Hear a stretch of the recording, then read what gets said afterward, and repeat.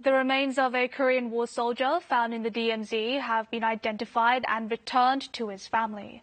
A wife who had waited for her husband to return from the front line all her life is now in her 90s, and she was deeply moved to have finally received her husband's remains.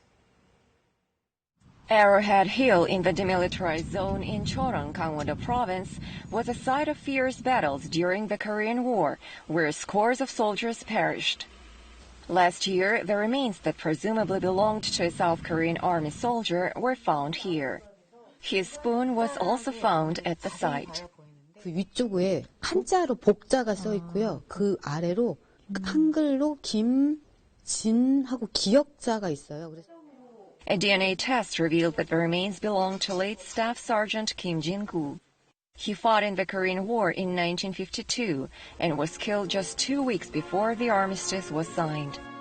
His son submitted his DNA sample last year in a last-ditch effort to find his father's remains. 내가 죽으면은 아버지를 못 찾았으니까 뿌려달라고 했습니다. 그런데 이제는 지금은 찾았으니까 못 잘 주무실 정도로 좋았어요. Staff Sergeant Kim's remains have been returned to his 90-year-old widow after 67 years. She still remembers how her husband asked her to send him a picture of their son while he was fighting in the war. 사진 찍어 보내라 가가 찍어 보내 쪼매랑 요만한 거 찍어가 보내고는 그 받아보고는 받아봤다 이 가고는 막. So far, 7 sets of remains discovered in the DMZ have been identified.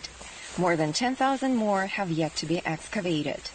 Although South and North Korea had agreed to conduct joint excavations of war remains, the North has been uncooperative so far.